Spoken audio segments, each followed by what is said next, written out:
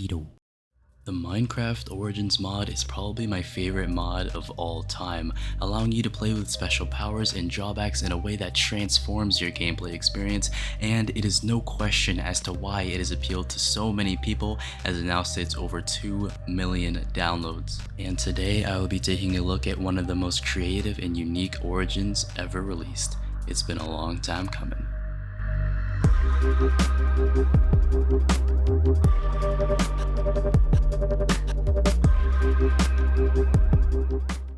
Now, the Refractor origin is for Minecraft version 1.17.1, and it's a fairly complex origin, so I will be giving the TLDR of its abilities without going into every single quirk, because then the video would be an hour and a half long. But you will know everything you need to know in order to understand how it all works. For starters, this is a very progression-based origin. Quite little is handed out to you at the start, and you will have to work for most of your abilities. Before we even get into any of that though, you'll have noticed that when you spawn in, you'll have twice as much health as normal and a mirror. We'll get into the mirror later, but let's first discuss your passive Crystalline structure.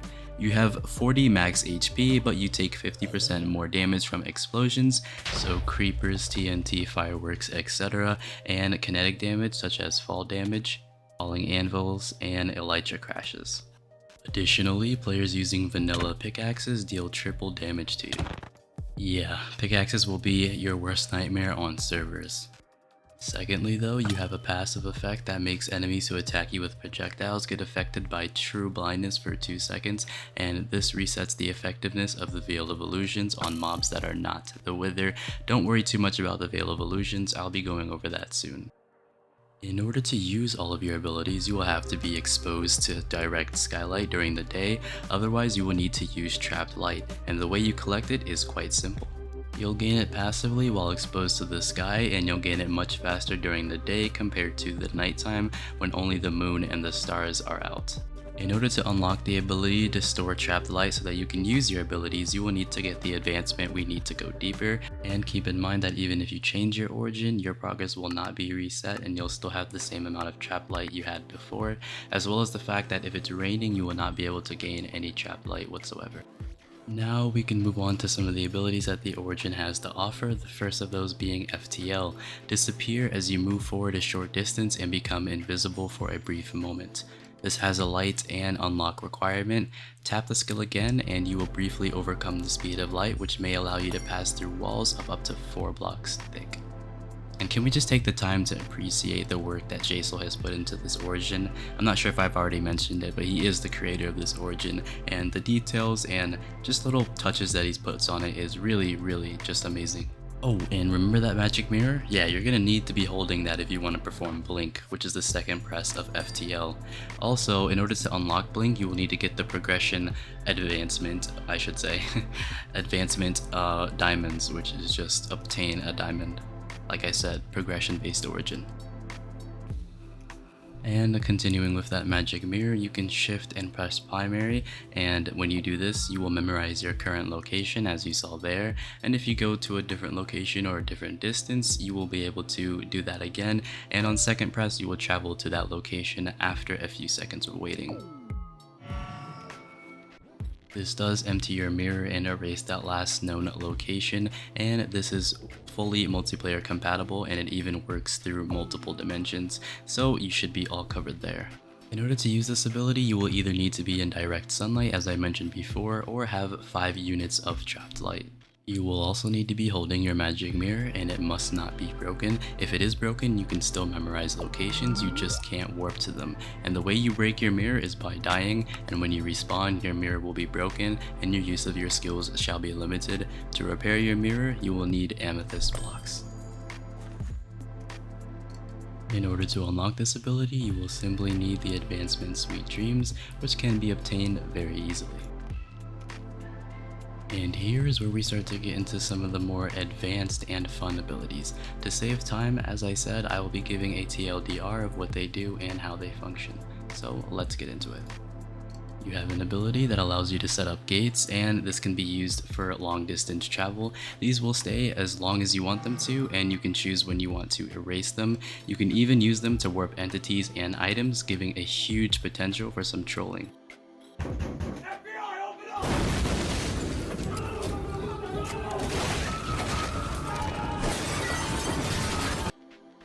And this will consume 25 units of trapped light, which is the full bar. Moving on to our secondary abilities, the first of those being Veil of Illusions. For as long as you can hold your breath, you will remain fully invisible and mobs will ignore you. Entities affected by this will show a particle effect, so you will know if it's working or not, and it will show even if they are invisible, and players will emit a rainbow particle instead of the normal one that mobs emit. If you were to hit an entity with an item or item of any kind, it would cancel out your Veil of Illusions and your position will be revealed to them. However, you can still punch them with an empty slot, and while mobs will target you at first, if you distance yourself away from them just a few blocks, they'll eventually go back under the Veil of Illusions, so you can like push mobs off buildings and stuff like that. It's pretty funny. Or your friends. In order to use this ability, however, you will either need to be in direct sunlight or have 2 units of trapped light. You must also be holding your mirror in your main hand or in your offhand for this ability to cast, but if it's broken, the skill becomes completely unusable. And if you're wondering about the whole 4 or 5, I think that's 5 hearts thing, I will be explaining that when we get into our cons, so don't worry too much about that. Next up is parry, and the TLDR of that is by right clicking you can spend some trapped light to heal 2 HP. This also cleanses some negative effects from you, and it reduces all incoming damage by 75%, and while you are parrying you are unable to die.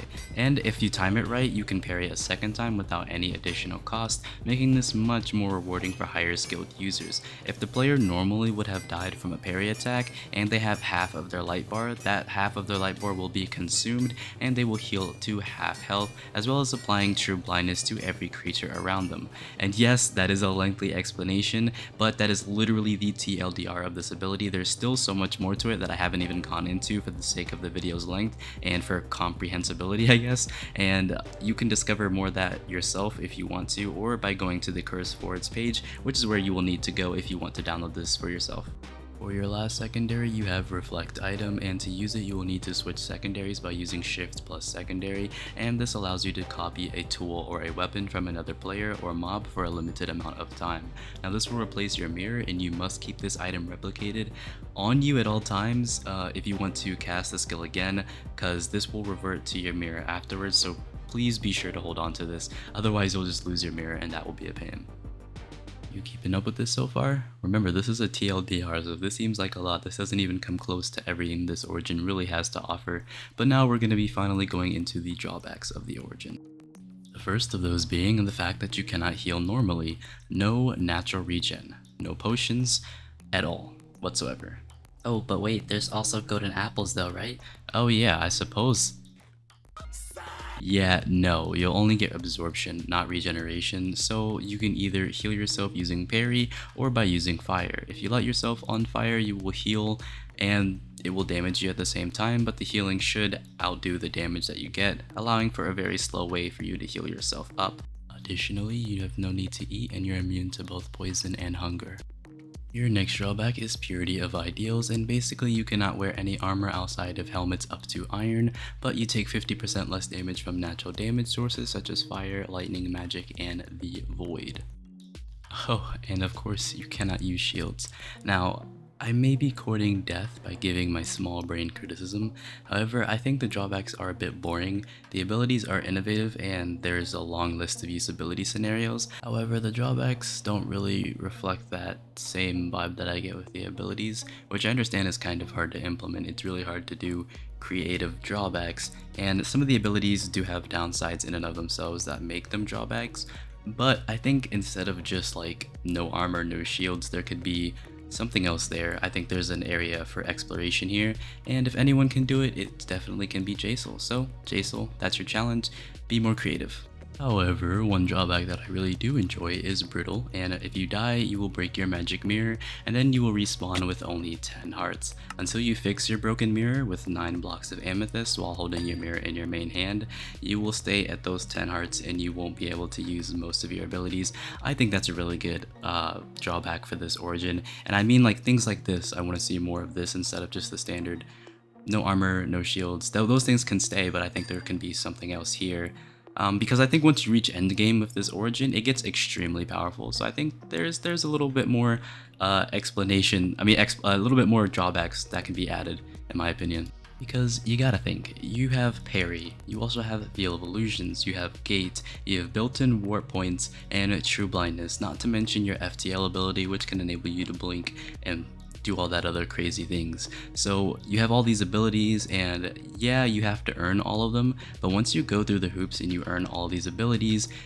the gameplay gets a lot easier. And after that, it's like, what other challenges does this origin bring you to make it so that you still have to skillfully kind of work your way through playing as this origin even in the end game. Personally, I have tested this origin and played with this origin way more than any other in history, and that's saying a lot.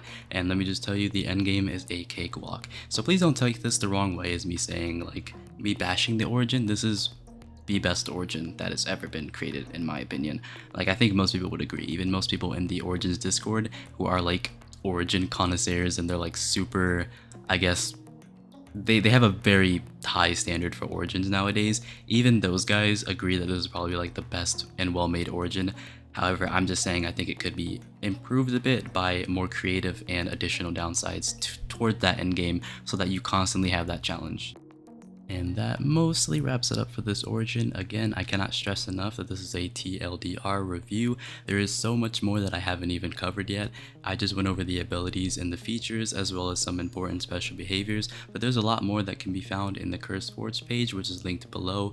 Again, I stress to you that this origin was created by Jasel. Massive thanks to him for not only letting me review it, but giving me some of the gameplay featured in this video, because yeah, I lost all of the footage of the original video. Hmm.